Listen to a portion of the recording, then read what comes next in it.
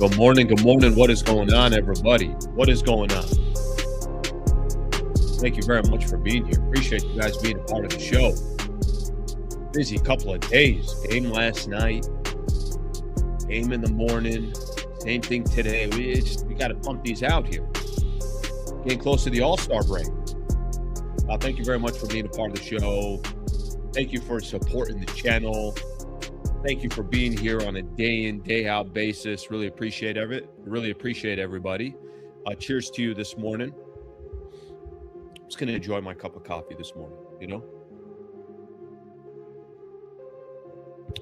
Let everybody work their way in.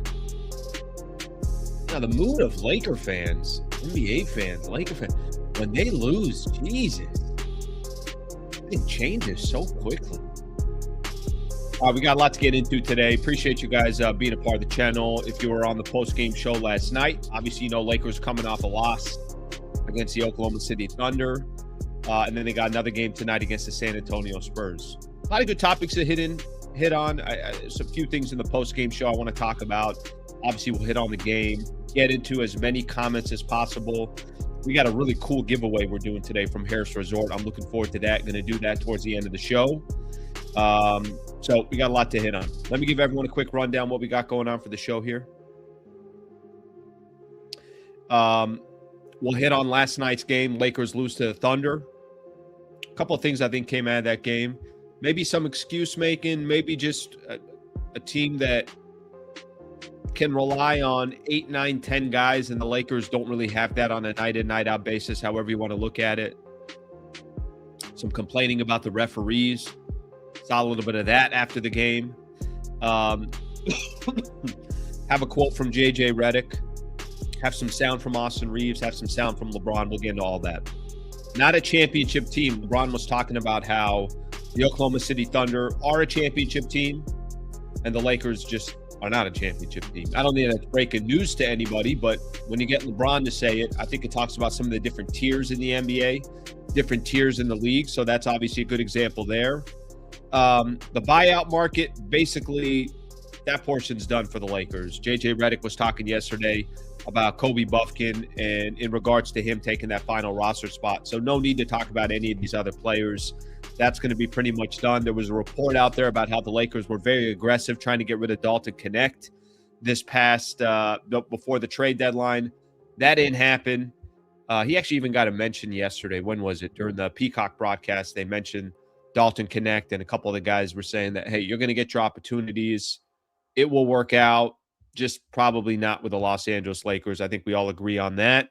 Pelinka's future, you know, yesterday we spent a lot of time, a lot of our content was about Rob Pelinka, and it was about how the Lakers are going to be changing their front office and adding things and all this stuff they're going to be doing.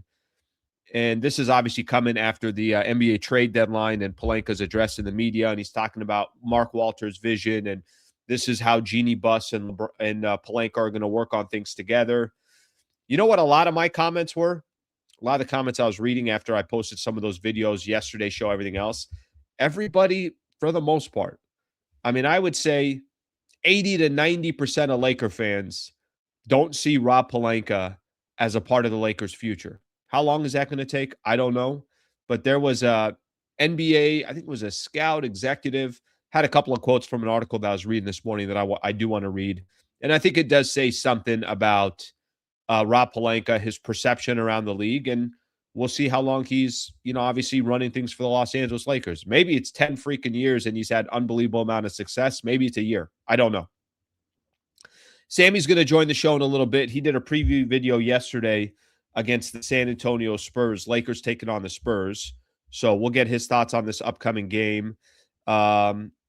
Still waiting for Sammy to text me. Come on, Sammy. Come on. But we'll most likely get Sammy on at 8:30. And then we'll talk a little bit about the Lakers and the Spurs. A lot of different stuff going on around the NBA. A couple of brawls yesterday. A couple of fights yesterday. Reminded me, you know, back in the day when I used to play ball. Probably not. But a lot of NBA stories. A story on Jayson Tatum practicing in the G-League, getting closer to expansion in the NBA for Seattle and Vegas. There's a group that's supposedly trying to put together, Mark Cuban and a group are trying to buy the Dallas Mavericks back. So there's a lot around the NBA as well. We're going to get into all that. So thank you for being a part of the show. I'm going to read a couple of comments here before we get started, and we will go from there. All right, let's see what we have here. Let's see what we have here. Buenos dias, Slee. Listening from my kid's classroom. Look at you, man. Look at you. This guy making it happen. Thank you for listening, brother. I appreciate you doing that. Let me get a couple more in here before we get started. Just a reminder, OKC is a championship team. They don't always come with the intensity we saw last night. A few key shots fall, and that game was a Lakers W. Yeah, I think there was definitely an overreaction to the Lakers losing last night, at least based off of some of the different responses that I was getting in the postgame show. I thought Jake was supposed to be a good three-point shooter. Not necessarily. I don't think anybody's saying that this guy's I think he's got a lot more intangibles, kind of a different part of his game that I like than his three-point shooting. I don't think a lot of people see him as a three-point shooter. That Thunder team is super talented, even without SGA. Yeah, they got a lot of different players that can contribute. No question about that. All right, let's get things started here. I appreciate you guys being a part of the show. Please subscribe to the channel if you guys don't mind.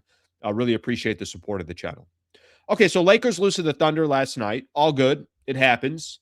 I don't think it was a complete shocker. I did think it was going to be a pretty good game, and it ended up being a pretty good game. Lakers had their chances. It's not like the Lakers got completely blown out, had no opportunity against, obviously had no opportunity against the Oklahoma City Thunder. That wasn't the case at all. And both teams don't have all their guys. Shai Gilgeous missing on one side. Of course, well, they got Shai Gilgeous and AJ Mitchell that are missing from the Thunder. And the Lakers, you don't have Luka Doncic. I don't think really too many excuses for the Lakers on this one. I think they had some opportunities. All you're really asking for, you just want it to be a game towards the end. A couple minutes left to go. It's a one-possession game. So it's not like I think Rui hit a 3 to cut it to 5. Marcus Smart got a bucket over Chet to cut it to 3. And the Lakers needed a couple stops. They couldn't get it. So I do think that, from the actual game that we watched last night, I thought Lakers had some moments, had some opportunities. And then I think you could see that one team is just a little bit more timely with some of their buckets, couple more stops than the Lakers had. They got a few other guys that they can go to. I think for the Lakers, there was a little bit of searching with some of their possessions. And I think offensively, the Lakers were bad. It's just defensively, they couldn't get a stop when they needed to. And that's the Oklahoma City Thunder. And you lose a game that was close at the end. And I don't think it's the end of the world. I don't think it says the Lakers are, they're completely screwed and, they're a play-in team or anything. It just means the Thunder won a regular season game against the Lakers. And both teams had some ups and both teams had some downs. Now, a couple of clips I do want to play from the postgame show. I think there was a little bit of complaining from the Lakers yesterday, to be honest with you, that took them out of their game. I wasn't crazy about that, but there are a couple of clips I do want to play from the postgame show. Let's start off with this one. I want to play something from Austin Reaves postgame. This was on Spectrum Sportsnet. I got a difficult time with the Lakers in one sense. And I'm not trying to tell you that there weren't some bad foul calls towards the end of the game yesterday, because I think there was, or some non-calls. I'm not trying to tell you that there's a baseline play right in front of a referee and he doesn't notice that the ball bounces out of bounds, should have been the Lakers' ball. Lakers had to use a couple of their challenges. But here's the one thing that I have a difficult time with the Lakers. They got guys that get to the free throw line, and they got guys that are hunting for fouls every single game. So I got a little bit of, I sympathize less if the Lakers don't get a call here and there, because for the most part, Luka's going to get to the line. Reaves is going to get to the line. LeBron's going to get to the line. Again, I'm not telling you that there aren't some possessions where it's like, all right, I don't think those refs were perfect yesterday. Let me play this here real quick. Austin Reaves talking about, I thought Austin Reaves wasn't in his game because I did think that he let the refs frustrate him, and I don't think he played a more natural flow of a game. I thought he was hunting too much for fouls. I thought he also knew that the Oklahoma City Thunder have these just elite guards that can play defense, and they showed that just as they did yesterday as well. Take a listen. Here's Reaves talking post game in regards to the Lakers' loss. They're one of the more physical teams, particularly with their guards. How important is it when you play them to play through those particular types of plays, and just like how often are they occurring? Yeah, I mean, you would like to think that, a foul's a foul. I don't think that that's necessarily real. I mean, ever since I've said it since college, like we used to go play West Virginia, going to play West Virginia, you was going to get, beat up. There's obviously some teams in the league that I would say the more physical teams that, play that way every possession, might get away with a little bit here and there, but you just got to be physical back. You got to try to play next play mentality. But there's nothing on the refs. That's not, why we lost. Like I said, I was pretty, bad in that second half. I got to be better for us. How much stress? All right, that's Reaves right there, which, kind of in a sense, it's like he talks a little bit about the refs and says that's not why they lost the game. I'm going to go back to what I just said. I think there's something that I don't think the Lakers do the best job at this. And I think, again, I'll go back to Austin Reaves because I think it affected his game yesterday. I would have liked to have seen Austin Reaves complain a little bit less to the referees. I don't get a foul called here or there, whatever the case is. A lot of Reeves's game is predicated on getting to the free throw line. A lot of Reeves's game is predicated on trying to draw a foul. A lot of Reeves' game is to kind of throw his body into other players. That's fine. That's part of his game. And if he's going to get foul calls for it and it helps him get to the free throw line and that's kind of part of his style, that's fine. It's not my style. It's not beautiful basketball, but this is part of Reeves' game and he benefits from it. And if the league doesn't like it, then they should stop calling those fouls. I thought what he said was interesting about, a foul should be a foul. I don't think all games are created equal. So I'll tell you what I mean by this. You'd love for a baseball game that the umpire, they're all the same. And you'd love that strike zone is exactly the same from game to game. And you'd love, really what you're hoping for is that umpire kind of in those first couple of innings establishes for everybody else, the strike zone, this is how I'm going to call it. Yeah, that pitch might seem a little high to you. I'm calling that a strike. That pitch might seem a little bit low to you. I'm calling that a strike. You kind of have an idea, and then all these batters just adjust. I thought Reeves kind of falls into this, a little bit more and more. The more that I watch him play, you can't just be one person. I'm getting the calls, and this is the type of player that I am. I'm not getting the calls, and now I'm just going to complain that I'm not getting the calls. He's got to adjust his game a little bit as well. Again, I don't think this is why the Lakers lost the game. I don't think it's just that, but I thought there was that type of theme. Listening to Spectrum yesterday, right after the game, that was the theme about the refereeing. Obviously, I'm coming on. I sensed it as well, and I noticed it as well while I'm watching the game as well. Lakers didn't lose the game because of the referees yesterday. They lost the game because OKC was able to execute a little bit better towards the end of the game, and Lakers had their chances to win. Didn't happen. World's not going to end, but that was one of the pieces that I saw yesterday. JJ Redick said something post-game. I'm going to actually just read this quote here. I don't have to actually play the sound. He said, when you play the best teams, you have to have a really high level of effort and really high level of execution. It's got to be both. I thought for the most part, our effort was fantastic in key moments of the game. Our execution wasn't great. Lakers lose to the Oklahoma City Thunder. The world's not going to end. 54 bench points for the Oklahoma City Thunder. Isaiah Joe was fantastic. Jalen Williams, the other Jalen Williams came off the bench, had a key three that kind of gave them the separation. I think they went up by 8 in that fourth quarter. Alex Caruso was phenomenal. Oklahoma City Thunder are a good team. They're obviously going to be the favorites to win an NBA championship. Lakers lose to them, and you could kind of put a bow on that game last night. World's not going to end, but that's how the game played out. LeBron said something post-game that I think was really the quote that everybody walked away with from that game. We've said this before. There are different tiers in the NBA. That's just how it works, right? You got the elite, which I think in the Western Conference right now, you probably are only putting the Thunder and the San Antonio Spurs there. I think Denver, there's a little bit of a question mark, and some of that has to do with their injuries. A lot of that has to do with their injuries and their health. Houston, I thought was going to be in that upper tier. I don't see them there anymore. I see kind of Houston and the Lakers and a couple other teams in a different tier. Is Minnesota and Phoenix in the same tier as the Lakers and the Houston Rockets? Maybe they're, maybe they're not. The point is there's tiers. I want to play something from LeBron last night, who was very kind of frank about the Lakers, about going up against the Oklahoma City Thunder, about what a championship team looks like, and then what the Lakers look like compared to a championship team. Take a listen to LeBron.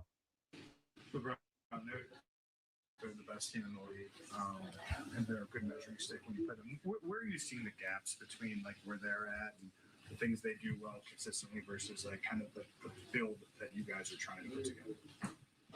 You want me to compare us to them? No, I want to know where you think though that like sort of as this team is on its like.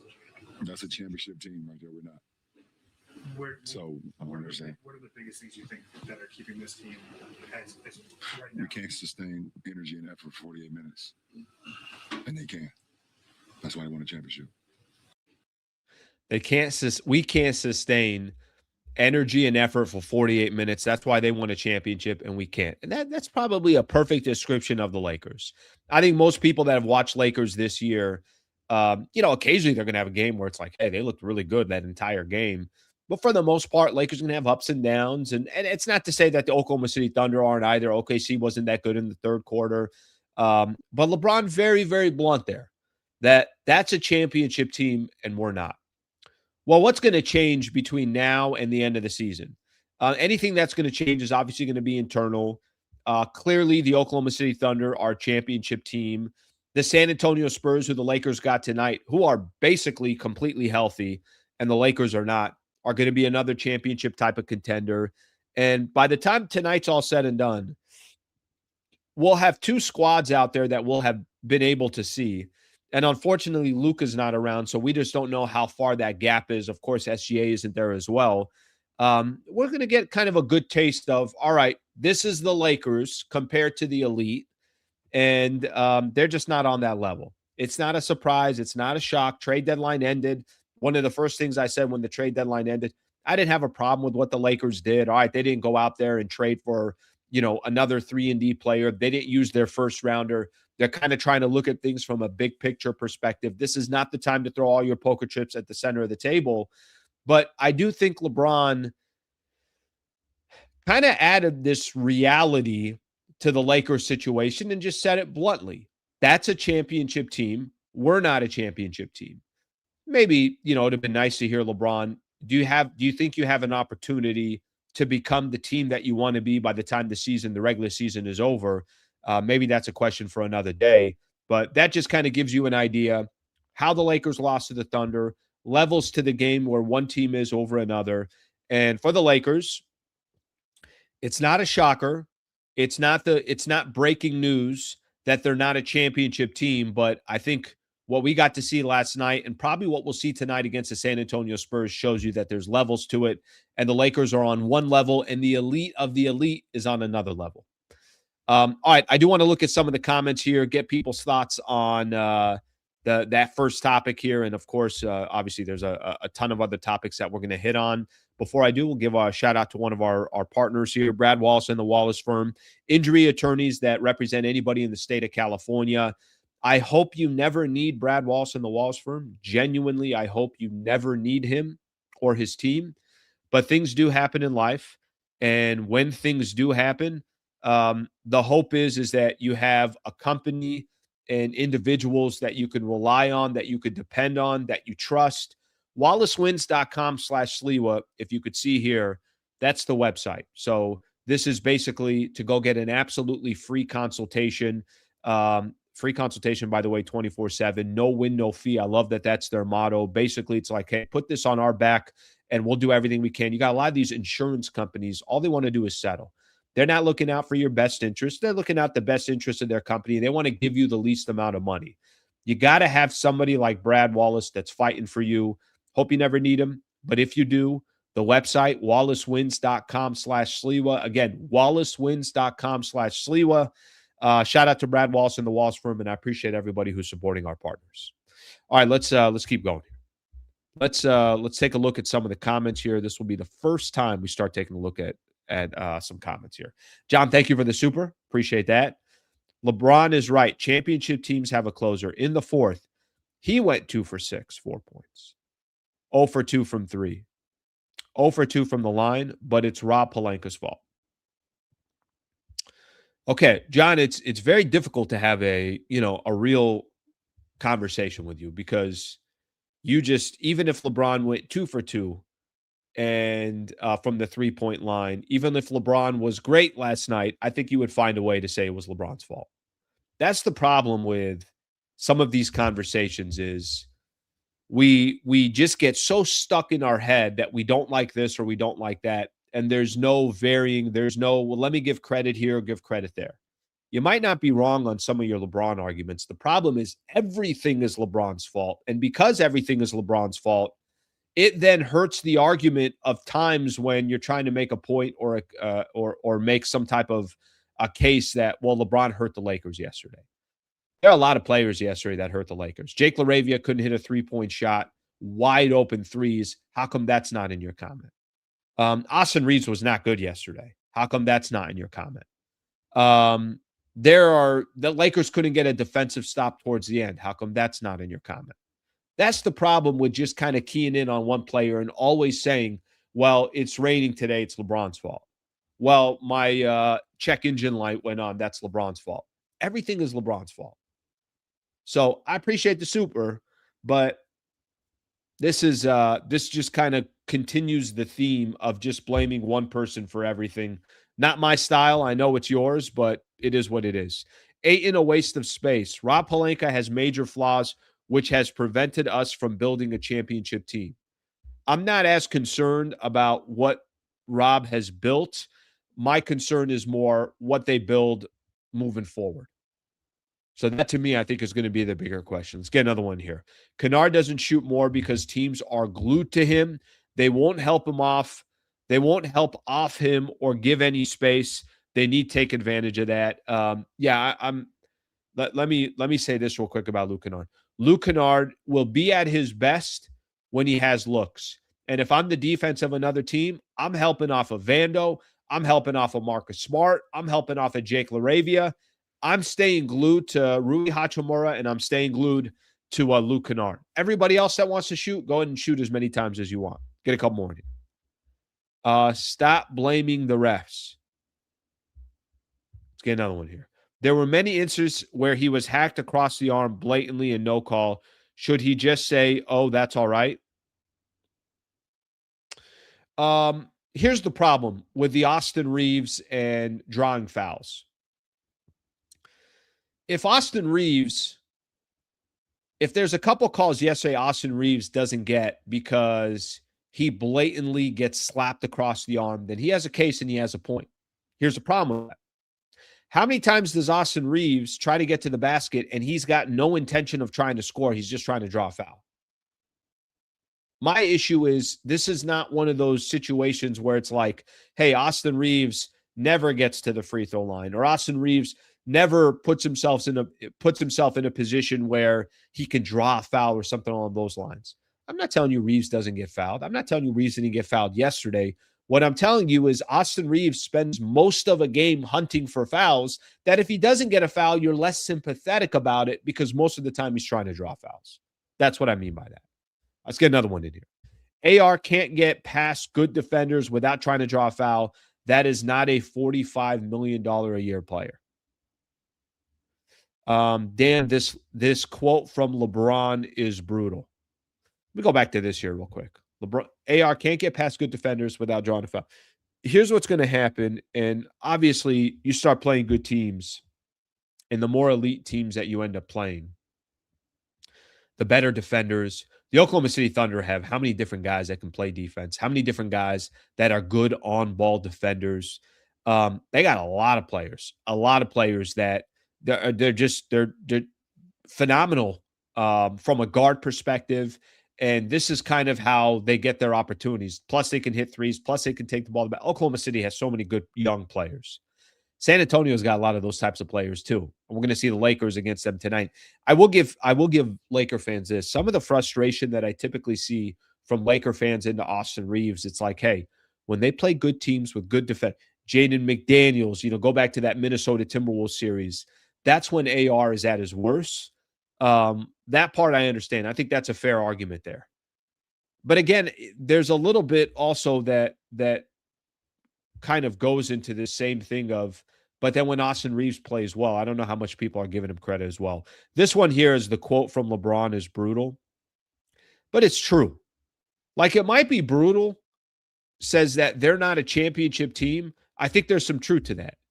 Today, they're not a championship team. Tomorrow, they're probably not going to be a championship team. This season, they're probably not going to be a championship team. There's some truth to it. I'm okay with, a little bit of a truth that I think, obviously falls into that. Okay, let's keep moving here. Obviously, there's a number of different things that we can get into, and I'll keep looking at some of the comments here, and as the show progresses, we'll go from there. I saw this yesterday too, and this is a quote from JJ Redick. See if we can actually pull up this quote and see if it's all in there. There has been a lot of conversation about the buyout market, right? And it's kind of funny, this kind of comes with the territory. The buyout market, there's certain things fans love. I find it kind of fascinating. Obviously, any trade rumors, everybody's all over. Free agency, everybody's all over. The buyout market has been this kind of weird one where there's a lot of interest in the buyout market as well. The Lakers have had some success. They've went out and got some, was Spencer Dinwiddie, Andre Drummond. They've grabbed a few players from the buyout market. Not to say that those players were flawless and they were great once they became Los Angeles Lakers, but it's been there before, right? We've seen this. I'm going to read something off here. Kobe Price put something on, and for those that were hoping that the Lakers were going to put themselves in a position to go out there and try to grab somebody from the buyout market. We've talked about this already. What happened? It was Cam Johnson that signed with the Milwaukee Bucks. There were some other names, Chris Boucher, Lonzo Ball, Chris Paul. Early on, we were talking about, are the Lakers going to, are they going to be out there? Are they going to try to find somebody? Who are they going to get?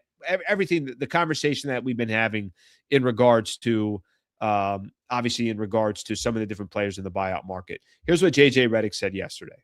Lakers went out there, signed Kobe Bufkin. So something to keep in mind in regards to Kobe Bufkin, just so everybody understands. He's taken the last roster spot for the Lakers. Here's what JJ Redick said. I mean, there's a lot of factors that go into that. The buyout market, I'll just be frank. Because I did this when I was working in media, it very, very rarely produces a player that impacts a team's playoff chances. It just very rarely does. The second part of that is you got to make sure the guys, if you're going to get a buyout player, you got to make sure they get that guy's healthy, that guy's ready to play. Kobe has certainly earned a spot in the NBA. With the way he's played this year for us in South Bay, there's also factors of, are we going to be able to keep him in our program? So there's a lot that went into it. We feel really happy that we got him on the roster. What is he basically saying right there? I think he's saying a couple of things. Number one, what he's saying is, yeah, that's our buyout market. There's not going to be another player that's going to be joining the Los Angeles Lakers. It is definitely going to look, the roster is going to look exactly what it looks like. There's no more help coming. And if Kobe Bufkin gets some opportunities, then they're going to get some opportunities with him. They clearly want to see Kobe Bufkin be a part of this organization, at least for this year and next year, and you go from there. So the buyout market that we've talked about in the past, I think we could probably stop talking about it. I don't think there's going to be any other help coming. I think this is going to be a roster. In a weird way, I don't know if you guys feel this way. Every time the Lakers do something, I have a little bit of, oh, is that because of new ownership? I'm going to give you an example. They're not going out and getting anybody from the buyout market, and they're keeping this youngster that will be a part of the G-League, will obviously play. If he gets some opportunities, we'll see if he gets some opportunities on the team. Is this kind of a signal of, yeah, we're going to go ahead and keep our youth. if there's some opportunities because we want to keep this guy within our system, then let's not go out there and try to get some aging star or some aging player that's a role player that's got to simulate. Maybe he's got too big of an opinion, too big of a personality. He's not going to fit. Let's just keep this guy and let's just kind of grow within our system. And this is going to be somebody within our system. I'm not telling you this has anything to do with new ownership. I'm really not. But what I'm telling you, do you guys get the same feeling that every single time something happens, you say to yourself, well, is that because of new ownership? I'll give you another example. They don't trade their first rounder at the NBA trade deadline. Well, is that because of new ownership? And I'm not telling you that that's the case. I'm just telling you that there's a couple things that the Lakers have done since new ownership, obviously purchased the Lakers and it officially went through. That's a little bit different. Rob Pelinka has been very aggressive at the NBA trade deadline last couple of years. He wasn't this trade deadline. Lakers have gone out and got buyout players. They didn't this year. They kept one of their youngsters. So whether that's fair or it's not fair, whether it's going to make the biggest difference or it's not, I do notice those little things. And I constantly say to myself, I'm like, all right, well, is that because of new ownership? And again, maybe I'm the one making too big of a deal about it. But I think anytime you have a seismic change like the Lakers have with new ownership, does that have something to do with it? That's kind of in the back of your mind. Some of the reports as the season has progressed, people are talking about how LeBron didn't get that extension, or there's a lot of people thinking, hey, this is going to be LeBron's final year with the Lakers. Is that because of new ownership? I always kind of tie all these back to, well, is this because the Lakers sold and it's because of new ownership? All right, good stuff right there. At least we hit on a number of different things that, obviously are related to the Lakers, but the buyout market, I saw that yesterday too. JJ Redick addressed it. Kobe Bufkin basically taking that final roster spot for the Lakers, so don't expect any more changes. They also could have just not thought any of the talent that's out there would be a fit for the Lakers, and that could be it. Just there's nothing more to it. None of these players, they feel like, can impact the Lakers this season. All right, let's get to some more of the comments, and then I got a little bit more on Dalton Knecht that I want to hit on as well. Buyout market equals clearance section, Pelinka's favorite. They signed Kobe so other teams wouldn't. Whatever reason they did it for, obviously it's their final roster spot, and it does stop them from the we're going to go get another player. Put it this way, if they went out there and got Chris Paul or some of these other players, I'd be like, why the hell are you doing that anyways? Lakers are clearing cap space, not that hard to understand. AR still not 100%, and we didn't have Luka. Tough-ish, move on. All right, let's get another one here. Hayes over Ayton. I know about that. I think sometimes it feels that way, other times it doesn't. Austin apologists on the chat. This is how Austin is. He's only decent when he played mid to bad teams. This has always been him. There was a report. I'll get into this here real quick, and then I want to talk a little bit about Pelinka, some of his future, and then we'll talk a little bit about the Lakers and the Spurs coming up. There was a report on Dalton Knecht, and basically the report was how the Lakers were shopping him heavily at the deadline. But ultimately, I'm going to read this. This came from Lakers Nation, so I'm going to read this kind of entire story here because we got past the trade deadline. I think everybody knows Dalton Knecht, not exactly a part of the Lakers' future. How much a part of the Lakers is he going to be? We'll have to wait and see. Is he with the Lakers past this season? We'll have to wait and see. But I'm going to read a couple of things here because I thought it was interesting. So Lakers Nation had a report out there, and some of the reports that Dalton Knecht was shopped aggressively at the trade deadline. Okay, why wasn't he given away? Lakers made one move at the deadline. Gabe Vincent and a future second-round pick going to Atlanta Hawks for Luke Kennard. Okay. The reason behind it, I guess according to some of these reports, I know Dan Weike put it on The Athletic. I'm going to find here the exact quote here. I had it earlier. a lot of the reason why the Lakers, I guess, were not able to go out and trade Dalton Knecht. Number one, the guy doesn't have much value. If I'm a team out there, I'd take a chance on Dalton Knecht. Now, I'm not paying much for it. I'm not giving much to obviously have Dalton Knecht. But here's the reason why. Earlier this season, the Lakers announced they had picked up Dalton Knecht's third-year rookie scale team option in the 2026-2027 season. That likely complicated things in trade talks, as teams would prefer to acquire expiring contracts to maintain financial flexibility going into the summer. So Dalton Knecht, one of the main reasons why he wasn't able to get traded, and the reports out there saying that the Lakers were aggressive in trying to trade him, was because they picked up that rookie option that they have, the third year of his rookie option for next season. So a lot of teams lost some interest in Dalton Knecht because of that, but he was shopped aggressively. I don't know what his market is, or actually we do kind of know what his market is. We all kind of look at Dalton Knecht at this stage and at this point, and unfortunately, he's not really getting any opportunities to prove himself. When he has had opportunities, he hasn't really done anything with it. The confidence in Dalton Knecht looks like it's not there. The confidence from his coaching staff in Dalton Knecht, that's certainly not there as well. So I think there's a lot of combinations of why we're sitting where we are in regards to Dalton Knecht, and he's going to be on the roster the rest of the season. I think the fact that the Lakers went out and got Luke Kennard is a very clear signal that he's not going to probably get a lot of opportunities. Luke Kennard will probably get most of those. He'll be sitting on the pine, and then the Lakers will probably try again to trade him in the summer. So that is, for those that thought maybe Dalton Knecht's going to get traded before the deadline, obviously it didn't happen, and that gives you a little bit of reasoning of why it didn't happen. So that is one of the reasons, I will tell you, as we all kind of sit here, one of the reasons why Dalton Knecht is still a Los Angeles Laker. Let's be honest, if Dalton didn't fall off, they wouldn't have needed to trade for Kennard. Yeah, the problem is Dalton fell off, and that was over a year ago. You're right. If Dalton Knecht doesn't fall off, what's the point of Luke Kennard? You got actually a player that is a little bit bigger, can get to the basket, can create for himself.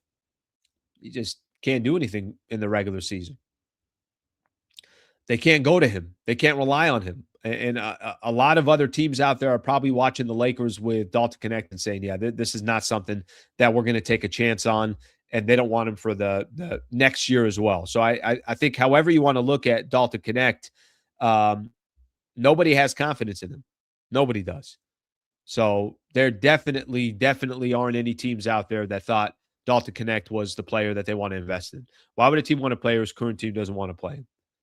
Doesn't want to play them? I would say this. I'd say the only reason why is because one team has kind of gave up on him, and you're buying so low that it's worth the risk. That's all. It's basically like you're making an investment. It's like, if it's going to be this cheap, I'll take my chances on it. JJ is misusing Knecht. He has him shooting almost strictly threes. He's a 3-level scorer. He could score from anywhere. Let him score however he can. I don't disagree with this. The problem is, if you look into Dalton Knecht's eyes, does Dalton Knecht look like a player who's confident in himself, that he can go back to being the player that he was kind of in that first month or two of the regular season last year? I think that's the biggest issue for the Lakers. The biggest issue for the Lakers is it's Dalton Knecht that doesn't look like he's got confidence in himself. So I think that has a lot to do with it. All right, I got to give a shout out to another one of our partners. So I've been mentioning this on Harrah's Resort. Harrah's Resort, this is an interesting one. Somebody asked me this a couple days ago. Maybe it was yesterday. They say, Al, is there a code or something that you can offer to listeners? Because I did mention eventually we're going to have a code, and there is something that we can offer to listeners. Let me share my screen with everybody here. Harrah's Resort, obviously a fantastic partner. Yesterday, we just got this approved, and I got it here. This is really, really cool. There's a code here you could see. The promo code is Sliwa20, 20% off. It's a midweek promo that we're doing with Harrah's Resort SoCal. So what does that mean? That means if you go on the website and you look to book, make sure you use the code Sliwa20, or I literally have this exact this exact link in the description of the YouTube channel. So if you go on there, there's something there for the Wallace firm, and then there's something there for Harrah's Resort, part of the Caesars Rewards, part of the Caesars Group. They're a phenomenal partner. I'm really, really happy to have them. I've talked to you guys about how great it is staying at that resort. If you're looking for a staycation and you're actually saying to yourself, oh my gosh, you know what? I was thinking about going to Harrah's Resort. Oh my gosh, I want to take the family somewhere. I want to do something and get away for a couple of days. Look at these rates during the weekdays. Take advantage of this special rate that we have right now with Harrah's Resort. Get 20% off by using this code Sliwa20. So again, that exact code is there. It's available, and you could take advantage of it. I love that we're doing this with Harrah's, and go take advantage of one of the best resorts in all of Southern California. It's located between 1 to 2 hours of wherever you are in SoCal. Use that code Sliwa20, get 20% off. There is a complete link in the description, like I said, on the YouTube page. So as you guys go to this video, you'll see it there. The description is there. And this is exactly what it looks like, and you could start planning your next trip at Harrah's Resort. Yes, there are some restrictions that apply. Yes, this is specifically for weekdays. Just keep that in mind as well, which is my favorite time to travel because there's a lot of less people, and I'm good with less people. I'm good with less people. End of the show, I got a Harrah's giveaway that we're going to be giving away as well. So Harrah's Resort really kind of stepping up their game with this partnership. Greatly appreciate that. End of the show, we're giving away a one-night stay in a luxury suite plus a $350 resort credit. So we're going to be doing all of that towards the end of the show. I'm going to ask those. I'm going to have a trivia question for everybody. I'm going to ask those when we do the giveaway. Try to be somebody that's in Southern California, please, or somebody that you know obviously can take advantage of being out here because the property is in SoCal. All right. Thank you to Harrah's Resort, and thank you for their partnership with us and offering this 20% discount. You know what happened yesterday? I'm going to read some of these because I think it will be helpful to do this during the show. I'm going to talk Pelinka's future, and then I'm going to preview the Lakers and the Spurs. And then we got a lot of NBA topics to get into. Something happened yesterday when I did my show. And I'm going to read a couple of these comments because I think these comments tell a big story of just kind of where Laker fans are. There was a lot of conversation yesterday in regards to Rob Pelinka.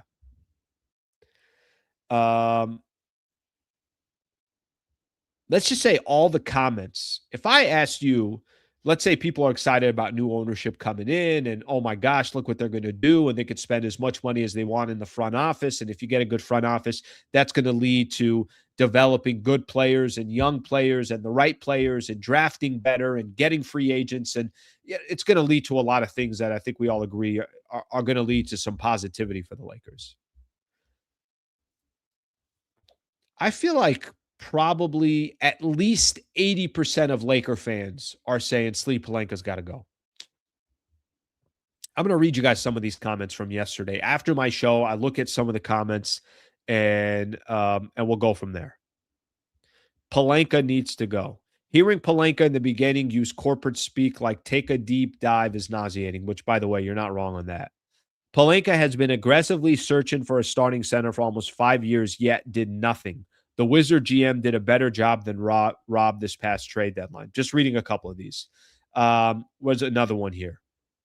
A couple more of these talking about Rob and also talking about Genie. A couple more that just go into how can you really, really take the Lakers serious with Rob Pelinka. There's a number of comments that are talking specifically about Rob Pelinka. Then I saw this story this morning, which I thought was interesting as well. And listen, again, this is just a couple of quotes that were out there. I'm going to read one quote that I thought was really, really good. Speculation buzzing about Rob Pelinka's future. Okay. One NBA source said this. I don't know who the hell the NBA source is, but I'm just going to read what they said. Unless they catch fire in the second half of the year, unless they really come on and make a run the playoffs, it's got to be on life support. It is going to be tough to see how he survives. I disagree with that, by the way. I don't think there's expectations here right now that LeBron and Luka are supposed to go make, and Austin Reaves, they're supposed to get to the Western Conference Finals. That's not the expectation. By the way, if you believe that, then you got kind of a false expectations, because not only is that not going to happen, but I don't think that's the expectations anyways for the Lakers. It's not. Let me keep reading this. It's hard to make, or no. Does he have the respect of the league? Does he have a clear vision? That's the problem. That to me is the quote that I kind of walk away with.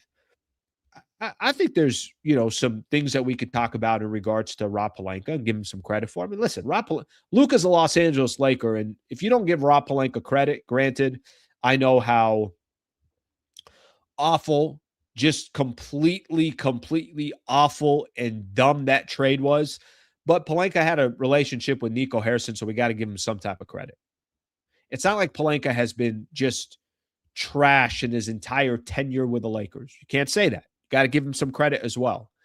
But if we're having a conversation about, you got new ownership that's coming in, they have endless amount of money, and you're talking about the best basketball lines in the world, is Pelinka's name going to come up? I don't think it's going to come up.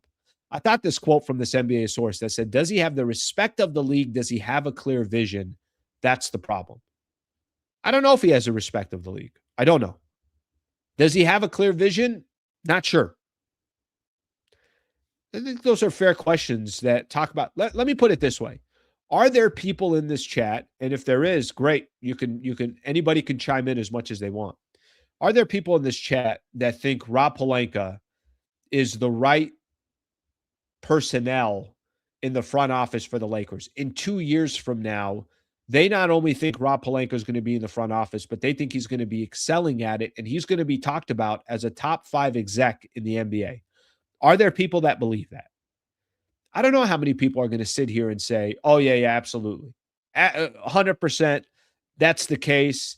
That's the reality. He is definitely one of those players, or I'm sorry, he's one of those executives, and everybody believes that. How many people are going to jump in and jump in the chat and protect Rob Pelinka? I don't think there's going to be a lot of people. And maybe that has to do with, well, how did this guy earn his spot here? And is this just because this was Kobe's agent and this was a friend of Jeannie's? Is that why he has a position? And now you got new ownership that's in here. It's like, yeah, I'm just trying to get the best of the best. I thought that was an interesting article. I don't think Rob Pelinka's job is on the line. I think Rob Pelinka will still be a Laker in a year from now.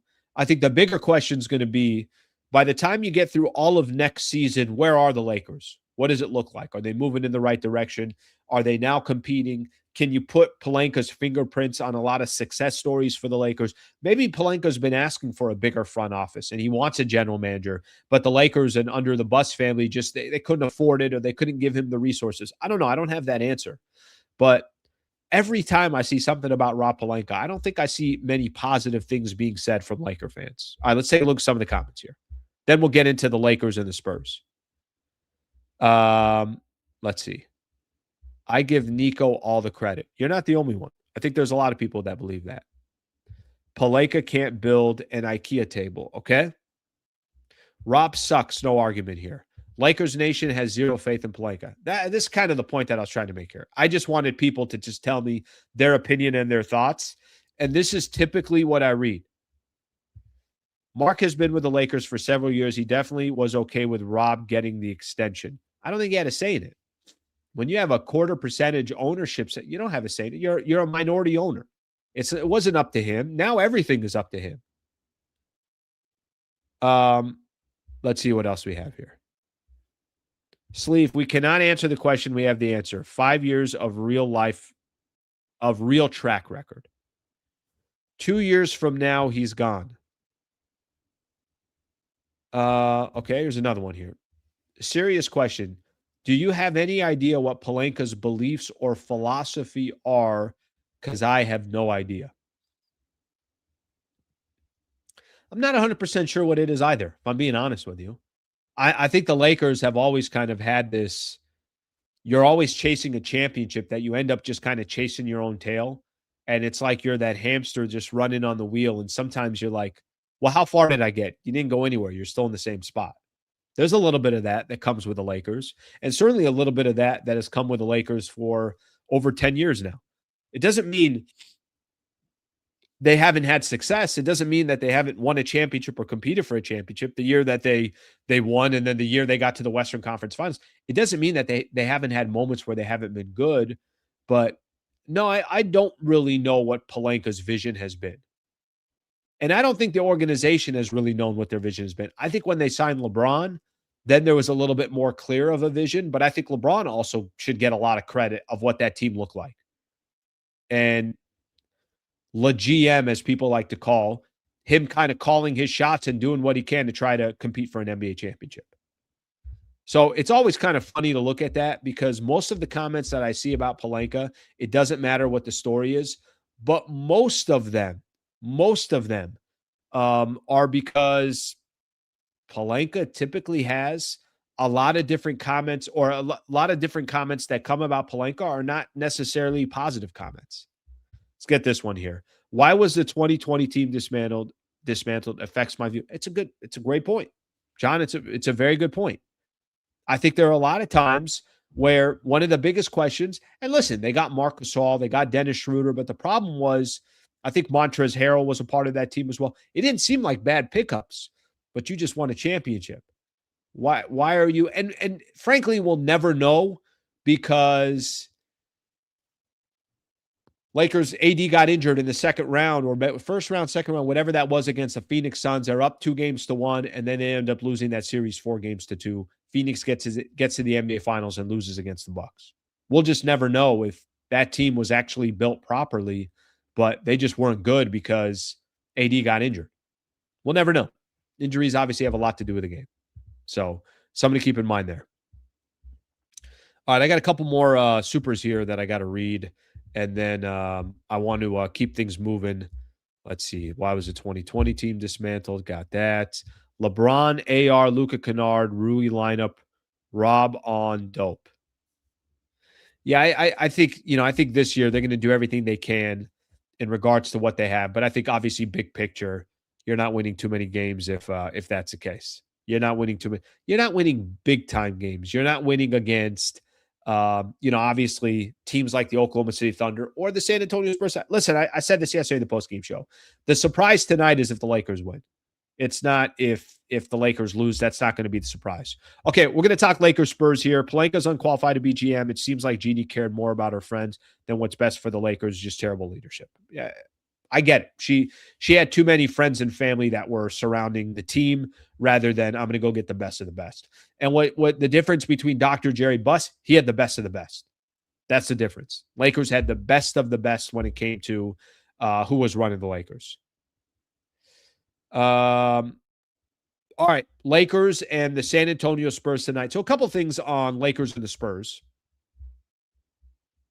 So Lakers will obviously be on a second of a back-to-back, so something to keep in mind there. Spurs, I don't know what you guys thought about San Antonio coming into the season. I thought San Antonio will be a playoff team. Maybe they're like the Phoenix Suns. 6th place, 7th place, somewhere around there. But it's going to take a second for the San Antonio Spurs to be good. They've won 4 out of 5 games against the Oklahoma City Thunder this year. I think I'm right on that stat. I think I am.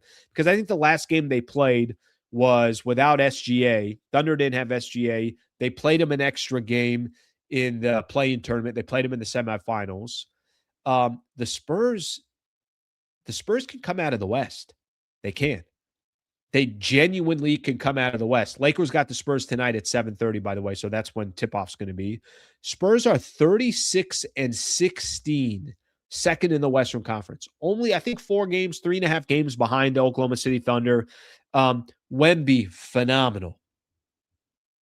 24 a game, 11 rebounds, almost 3 blocks a game. Just phenomenal. Just unbelievable player.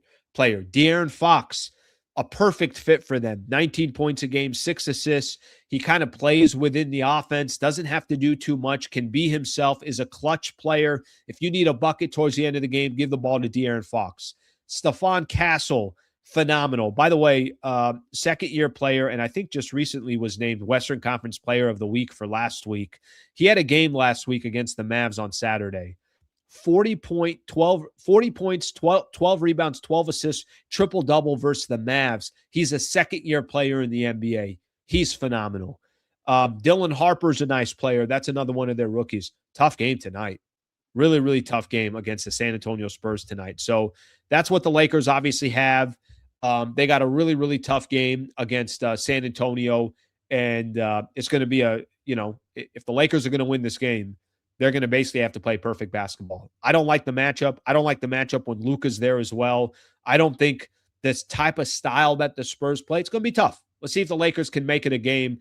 But that's what they got coming up against San Antonio. Gives you a little bit of an idea of, obviously what this game looks like tonight in regards to Lakers and the Spurs. I'm going to check one thing on the Lakers. I don't think it's come out or anything, but I wonder if the Lakers now are just kind of holding off on Luka. Obviously he didn't play yesterday. We'll see. I wonder if they're just holding out now for the entire All-Star break, and they won't bring him back until after the All-Star break. So it's going to be, it's a tough game tonight. Definitely going to be a tough game. Yeah, seems like nobody has seen anything definitive on Luka. I like these types of matchups. The problem is if, you lose by 15 or 20, then it's not obviously a fun matchup. But the Lakers have been playing good basketball. I still don't think they played awful yesterday. They gave themselves a chance to win that game. Give OKC credit. Okay, let's get into a couple NBA stories. I'm going to give everyone a quick reminder here. Before the show ends, I got a trivia question. And that trivia question, if you get it right, is going to win you part of our partnership with Harrah Resort, a one-night stay in a luxury suite, plus a $350 resort credit. So hang around till the end of the show. Kind of get your knowledge here and some of this trivia ready to go. And we're going to give away this luxury suite that we have, plus a $350 room resort credit. So I love the partnership with Harrah. So this is phenomenal that they're able to do this for our listeners. I'm really excited about giving it away. Let me get to a couple of NBA stories here real quick, and then we'll do our giveaway. What's going on yesterday in the NBA? Hornets and the Pistons do a little bit of a brawl. 4 players ejected. Is Isaiah Stewart just involved in every fight in the NBA? I'm waiting for Isaiah Stewart to just come out of nowhere, even when he's not even playing or it's 2 different teams that are getting a fight. Isaiah Stewart's going to be there. Wolves and the Hawks had a little bit of scuffle too. Naz Reid involved there. Mohamed Gaye, if I pronounce his last name right. Again, I don't know what's going on in the NBA, but there were a couple of teams yesterday. Let's just say they didn't like each other. I like the Hornets and the Pistons one because who knows? Maybe that's a playoff matchup, and maybe that's something that we end up watching down the road. And these 2 teams don't like each other. That always makes for a fun game or a fun series in the playoffs. Did you guys see this story? Jayson Tatum will be assigned to participate in portions of the G-League practice at the Arbach Center this afternoon. Following this practice, Tatum will be immediately recalled to the Boston Celtics, where he will continue his rehab process. Celtics might have Jayson Tatum coming back this year. That's realistic. That can happen. I'm going to look at something in the NBA standings because I want to see where the Celtics are sitting right now, and they've done such a tremendous job this year of staying in the hunt. They're 3rd in the Eastern Conference, and they're only a game back. They're actually tied. They both got the same record, 34-19, 34-19, the Knicks and the Boston Celtics. Looks like the Knicks would have the tiebreaker there. They are in a position to potentially get Tatum back for a playoff run. They just traded for Vucevic. Kind of interesting stuff, if I'm going to be honest with you, on the Boston Celtics. They're in the mix here. I don't know if you guys saw this story yesterday. Mark Stein on the Stein line. Breaking. An unidentified Dallas investor group is interested in partnering with Mark Cuban to buy the Mavericks back from Patrick Dumont. A source close to Dumont told me the family remains excited about the future of the franchise and the Cooper flag era. It just cannot end for the Dallas Mavericks and this Luka trade.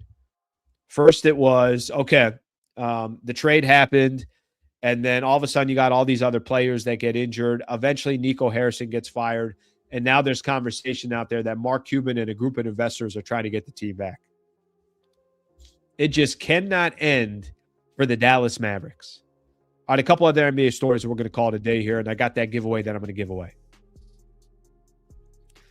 NBA, let me see here. Oh, expansion discussion heating up around the NBA. Obviously, Seattle Seahawks won the Super Bowl.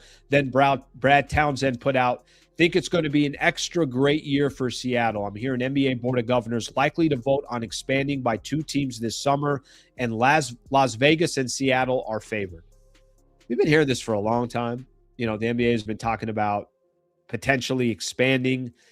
There is some realignment stuff. Let's pop up some of the realignment that could happen if this does go down. But the Seattle, obviously the Supersonics, this is what some of the realignment would look like. But we've been hearing this for a long time about potential adding a couple of teams. I guess what it would look like, the Western Conference and the Eastern Conference, looks like Memphis would go to the East. Would anybody else go to the East, or is that the line driven? Yeah, Memphis would go to the East. That's the idea. That's the concept. I hope Seattle gets a team. I mean, honestly, I don't really care about the Vegas idea, if I'm being completely frank with you, and I think Vegas will eventually get a team, but I don't really – it doesn't really do anything for me. But Seattle getting a team is well-deserved. It should happen. And Seattle is just a phenomenal sports market, so that's what could happen. All right, that's all I got for NBA stories. Let's read a couple of comments here and then go from there. What truth? Everyone misses time on the court. Arku made it make sense. He's 30. Your younger guy's Luka, and you're missing just as much as Braun, if not more. Expansion would be awful. It's going to happen. I think there was always a question. I think part of the question was, should it happen? Obviously, should it happen in those markets that I mentioned, or was it going to happen somewhere else? Why did Mark Cuban even sell the team? I don't know. I really don't know. I thought he was, whether you liked him or you didn't, I thought he was one of the best owners in the sense that he cared and he wanted to win. All right, you guys ready to do this Harris giveaway? All right, let me tell you how this is going to work. We tell everybody how it's going to work. Get ready here. Do me a favor. If you're out here in Southern California and you actually feel like you can win and you'll use this, this giveaway that we're going to be doing, if you're in a different state or something along those lines and you won't get the opportunity to use it, then please try to save this for those that are in that SoCal area, or we know somebody's going to be able to use it. So here's the giveaway that we're going to be doing. And all you got to do is answer a trivia question. And the trivia question, I'm not telling you it's easy. It's not, it's not an easy one, but definitely somebody is going to eventually get it just by guessing or whatever the case is. We are giving away a one-night stay in a luxury suite plus a $350 resort credit to Harrah Resort, Southern California, located in North San Diego. All I need you to do in the chat is to give an answer. That's all I need you to do. By the way, if you're listening to this a little bit later, it was recorded. There's a little incentive to try to listen live. If you're on the iHeartRadio podcast, I appreciate everybody doing it, but obviously this is just for those that are live. All right, here's a question I'm going to throw out there. This is the trivia question that we're throwing out for this chance to win this at Harrah Resort. Here's the question. Where does Austin Reaves rank on the Lakers' all-time three-point mades list? It's just a number. Where does Austin Reaves rank on the Lakers' all-time three-point made list? Where does he rank? You don't have to tell me how many three-pointers, any of that. Where does he rank? What number on the all-time Lakers three-point mades list? Whoever gets that right is going to win this giveaway to Harrah's Resort SoCal. Again, you just have to guess what the number is. All right, let's see what we have here. All right, we got a couple here. We got 8th, we got 20th, we got 9th. By the way, this is perfect. We got 17th. Okay, I'm going to tell you guys the right answer.